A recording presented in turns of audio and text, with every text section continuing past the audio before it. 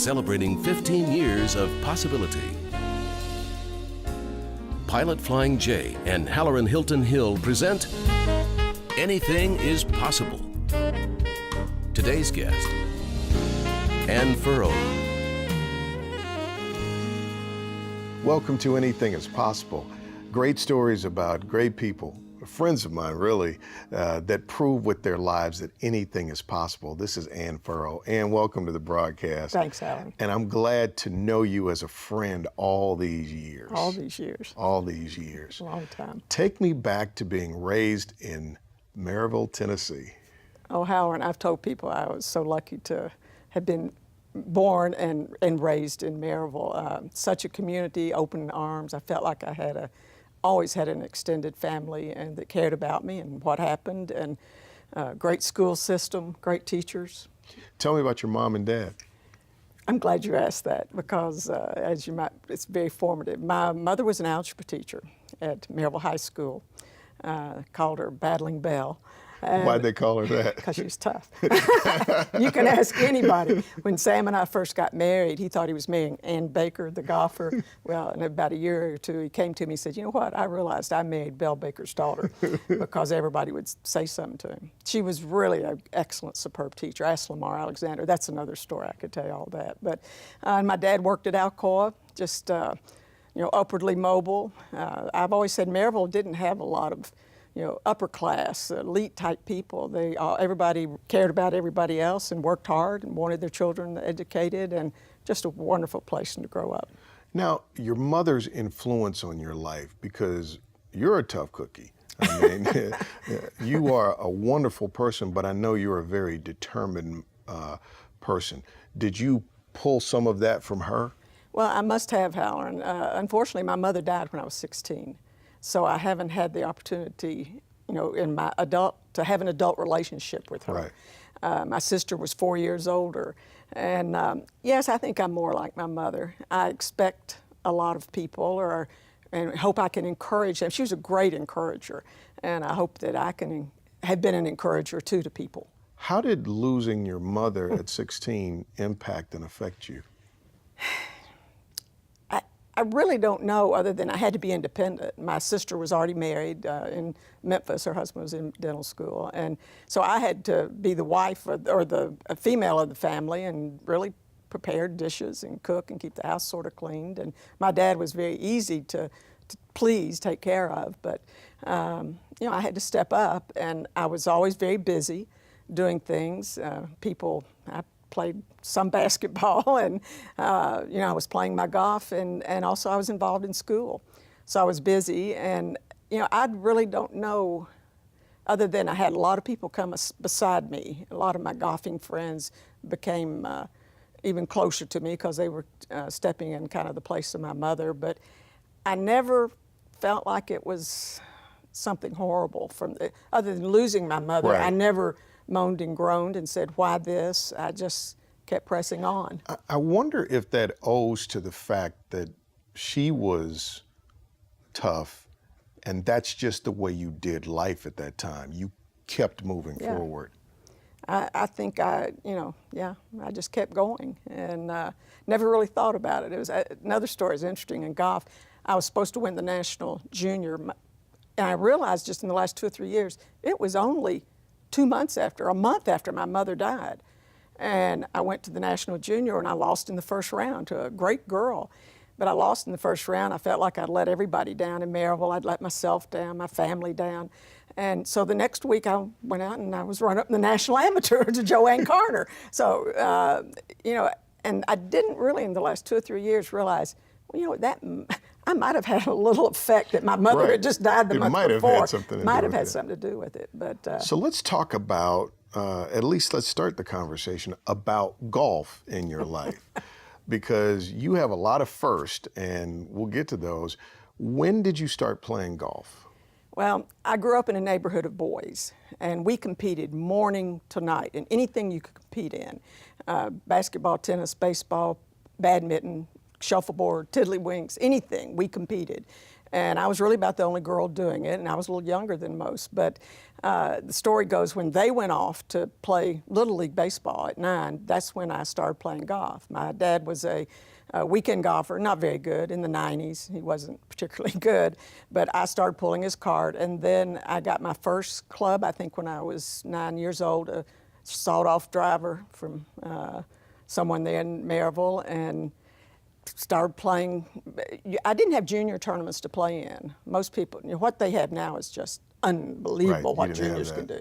Everything I played was women's, except for the Western Junior and the National Junior. And played my first tournament at 9, a 9-hole tournament, played a Mrs. Driscoll. I beat her. She was not happy at all. And then later on, she would brag to everybody that she was the first person that I beat. She broke you in. Yeah, she broke me in. Let's take a break. When we come back, we'll pick up how golf literally changed your life and sent you in a whole wonderful direction. It did. This is Anything is Possible. My guest is Ann Furrow. Possibility powered by Pilot Flying J, Covenant Health, Home Federal, and the Knoxville News Sentinel. Coming up. Got a call from Bowden Wyatt, the acting AD, and he said, would you meet at Dean Hill Country Club? And I said, sure. Got over there, and they said, we'd like to give you a full grant and aid to play on the men's golf team. Ann Furrow is my guest on Anything is Possible. Golf at 9, you playing your first tournament at 9. So growing up in a neighborhood where you were always competing, I guess then it wasn't good enough just to play golf. You wanted to compete. Absolutely, and people ask me about my passion for golf. I think I'm a passionate competitor. I love golf, but I don't play now. I really, after Sam and I got married, I pretty much quit it, except coming out of retirement a time or two. So when I started playing tournaments, and I did well, I wanted to play the next level. Started out in Knox area, interclub here, and then women's state at 11. And started at 14, I was traveling around the country playing in tournaments. What was it like to be traveling around the country playing in tournaments at 14? It was great. I enjoyed it. I was very fortunate. People in Maryville supported me and not only encouraged me, but I think there was a time or two when we were going to way out west in Oregon and playing in some big tournaments out there that financially, the community helped send me there. But it changed my life. There's no question. The exposure, because you always played at the finest clubs. You a lot of times stayed in homes, private homes. I learned etiquette. I tell my grandchildren that all the time, but that's where, but you just, and your eyes are opened. There's a bigger world out there. What were some of the things you saw that made you go, wow, there's a lot to the world? Well, just seeing people from all over the country. Maryville was a very non-diverse city or town. I knew one Catholic. I knew nobody Jewish in Maryville. But when I started traveling, I had lots of Jewish friends. I had people from all over the country, and it was a wonderful experience, broadening experience. Yeah. Yes. So tell me the highest tournament you won. Well, at 17, the one I mentioned earlier, I was runner-up in the National Amateur to Joanne Carner, who had won the National Amateur 5 times in a row, became a pro and a Hall of Famer, and so at 17, it made me the #1 junior in the country because I'd also won the Western Junior, so that wasn't a fluke for me to do well with Joanne. I won the Southern when I came out of retirement after not playing for a long time. 5 times I won the state. Knox area, I won it 12 times straight. And as I said, the Western Junior, I was in the quarterfinals and semifinals, the National Junior several times. So, but probably the biggest would be runner-up in the National Amateur. As Big Sam would say, dang. Yeah. So, but you also had another first in that I believe I read that you got the first full scholarship in golf to the University of Tennessee for a woman. Is that correct? Yes, but I was on the men's team. It was the first and only. Nobody else will ever. Whoa, let me. So I'm thinking you got a women's golf scholarship. We didn't have a golf team then until 91. So you were on the men's team. I was on full scholarship, grant and aid on the men's team. Tell me about that. Well, I call it a fluke. It wasn't. If you read Malcolm Gladwell's book, Outlier, I have always been an outlier. Everything I've had the credentials, but I've been the right age, the right sex at the right time. No question about it. And the SEC in 1962 passed a rule that women could play varsity men's sports. Non-contact, but varsity men's sports. Women were wanting to be athletes at the collegiate level, but there was really not much opportunity. So the SEC said women could play varsity men's sports. Well, I was the #1 junior in the country because I'd just done that with Joanne Carner. And I'm visible here in East Tennessee, and so got a call from Bowden Wyatt, the acting AD, and he said, would you meet at Dean Hill Country Club? And I said, sure. Got over there, and they said, we'd like to give you a full grant and aid to play on the men's golf team. Well, you know, even being the #1 junior in the country, I didn't have just tons of scholarships out there available to me. I mean, these girls today have no concept of what it was like back then. Title IX was a game changer. Wow. And so I went to the University of Tennessee and played on the men's golf team. So it seems like the neighborhood you grew up in prepared you for this, because you're competing against guys, and then you end up competing against guys, and I guess then that wasn't a shock to the system. You were just ready. Oh, no, I mean, if you roll the ball out there, I'm ready to compete. And I had no advantage, though. See, that was the fallacy of what the SEC was doing, is I had to compete. I had to play from the men's tees. So I had no advantage. And being a woman, you cannot physically play as well as men like that. And my short game was good and all. And but what an experience. Yeah, but it was great. And then sophomore year, the SEC passed a rule saying women couldn't play varsity men's sports. But those of us that were already there were grandfathered in. I was probably about the 8th person on the varsity team, something like that. So what happens after UT? Sam and I get married. I graduate early. I graduate in March of my senior year, and we get married, and he's in law school, and I'm working, and we become citizens of Knoxville and involved, and anyway, just... And you guys have built quite a life. You've got a great family, 2 great children, really great grandkids. Yes. I've known you, though, in this community to be such a giver, and you have such a heart for the community. In fact, you've served on a number of great organizations. How did you end up on the board of trustees at the University of Tennessee at 26? And were you the first female? First female and the youngest person ever appointed at 26. At 26, how's 26. that happen? Again, outlier, right age, right sex at right time. And God has blessed my life, there's no question. I had done, I was visible, involved in Republican politics. Sam had gone and helped run Winfield Dunn's campaign. Lamar had come back from Washington to run Winfield Dunn's campaign. And I was doing something, I was chairman of some Dunn for Governor event. Well, lo and behold, this unknown dentist, Republican from Memphis, won the governor. First time in 50 years since Reconstruction, there had been a Republican governor. Well, up until that time, you only had Democrats, basically Democrats. It was a lifelong appointment. If you were appointed to the Board of Trustees of the University of Tennessee, you were on there almost for life. And Winfield won. Okay, one morning, Sam and I were in our home in Forest Brook, and he came in with a paper and said, look, you're not going to believe this. And there on the front page, it said, Ann Furrow to be appointed trustee of UT. Well, nobody had asked me. Nobody had talked to me. I knew nothing about it. And then that afternoon, Winfield called me and he said, would you be on the board? And I said, I would certainly be honored to be on the board. And I was on for 18 years. I want to take a break. When we come back, what I'd like to talk about is, it's one thing to have a number of firsts like you've had in your life, and you've had ups and downs, good, bad, difficulty. But it seems like with every one of these firsts, you've approached them with your shoulders square, believing that you could do it. And I want to talk about that. This is Ann Furrow. You're watching Anything is Possible, and here's my proof.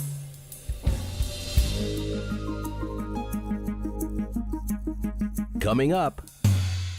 I feel like he gave me the golf talent. I didn't deserve to play golf as well as I did because I didn't practice. In this short window, it's hard to cover the expanse of your life because you've done a lot of great things. I'm pretty old too. Well, you don't look it, Getting right? up there. But one of the things that I note is your work with Johnny Erickson Tata. We went to an event together when she came to visit, and you had been trying to explain to me, Halloran, you have no idea. You talk about a possibility person. Unbelievable. How did you meet Johnny? Well, you have to go back to a lot of big changes in my life, but when I was 35 years old, I got into a right relationship with God, as you're talking about. I've read a book called How to Be a Christian Without Being Religious by Fritz Ridenour, and I finally understood what being a Christian was. You didn't know up to that point? Oh, I was in church. I did all sorts, in here. but it wasn't in my heart. And I prayed one day to receive Christ, got down on my knees in my living room, and then I knew something was changed. Well, so at the age of 35, I thought, I said, God, please don't send me to Africa. Please don't make me wear a flowery dress and say everything's a blessing and talk the lingo and all, but I'm willing if you want to use me, use my gifts. And boy, did I not know how he was going to make my life exciting after that. I mean, I can't imagine being on Johnny's board or Ann Gramlott's board or any of that. Just, you couldn't imagine that. If you planned it, you couldn't do it.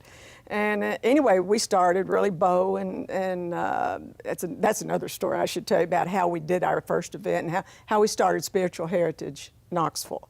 And we wanted to do big events, and what happened was we did a big event at Thompson Bowling, had 24,000 teenagers come. It was called The Challenge with Harold Morris. There was a bus wreck that night. A young girl named Kelly Booth was permanently paralyzed. Bo and I said, why don't we do something for people with disabilities to empower them like we had the youth? Well, who in Christendom would you call that's a disability advocate? Well, Johnny. Just so happened Johnny's top assistant, Judy Butler, had spent 1 year in Knoxville, Tennessee, working on the Billy Graham crusade. She was the Graham Association's Girl Friday. She'd lived with the McDonalds. And so I knew Susan McDonald Overton. I called Susan, Johnny, Judy, called Judy, and then I called Judy. And from there, we did 4 big events at Thompson Bowling for Johnny, and she came in, and right after that, she asked me to go on her board, and that was 23 years ago. Wow. So how has faith affected your life? I mean, you and your family have done well, but I know where your heart is. Like, all the stuff is just stuff. It's just stuff. Well, what do you want to do with your life? What legacy do you really want to live? You want to do what God has called you to do and to glorify Him in what you're doing. And so while I still stayed involved in a lot of community things and all like that, my real heart was giving out the message, to give people the joy that I feel and have. And you just want everybody to have it. So I like to think big, and so that's how we got Promise Keepers here 5 times. It's just anything I could do and using the gifts and the contacts and the doors that would open. I've always said, for some reason, men think if you can hit a golf club well that you're capable or you're competitive or something. Right. Yeah. So. Who taught you to think that big, though? Because the God, person that I know in you really do. Probably more than anybody I've met, if somebody comes to you and has an idea and they go, hey, we want to do a little something, and you go, no, let's do this. Yeah, don't waste your time on something little if you can do it big. But that's just the way God made me. I mean, I feel like He gave me the golf talent. I didn't deserve to play golf as well as I did because I didn't practice. I did not practice from middle of August to middle or end of March or even April, because I was doing golf stuff, playing basketball. But then when I'd pick it up and I'd focus and I'd do all right. Well, you can't do that now. I mean, everybody's got their psych, they've got their trainer, they have all that. No, I just, I think God has had His hand on my life. He's allowed me to be a good athlete. He's allowed me to have, doors have opened in other ways. And I think a lot of it is to give me credibility and visibility so I can do some things for Him. So when you talk to your grandkids about their lives, about possibility, because this show is called Anything is Possible. And one thing that I've loved about doing this show is people start here and they end here, and that doesn't mean financial success. It just means there's a purpose, and it seems bigger than they ever imagined, but they believe themselves into that space. When you talk to them about possibility, what do you teach them and what do you say? And as we close, teach us. Well, I've always been a goal setter. You know, I've always set goals. I think if you aim at nothing, that's exactly what you'll hit. So set goals, whether long-term, short-term goals. Do whatever you can to the best of your ability. I always taught our kids, strive for excellence, and then the striving. And, you know, the quality of your life is directly proportional to your striving for excellence. And, you know, the striving is where you get the growth and the good things. You may not reach what you want, but always, and do what you do it well. I know my children were tired of me saying that. And then just rely on, turn to God and to your faith, and do what's right. You know, stand up for your values, stand up for what is right. And this time and age, with all bombardment by everything and the shallow culture that we live in, you got to stand up for what's right, and what's strong, and what's moral. And that's what I kind of tell them. But not enough. I need to tell them more. Well, I want to say this to you, Ann Furrow, you shine. Thank you. And just from my perspective on the outside, the gifts, talents, and abilities that God has given you, you leverage them to do a lot of good in our world and in our community. And I think you are a great ambassador of possibility. And thank you for being with us today. It's been my pleasure. I don't play golf, so I won't challenge you. We'll see you next time.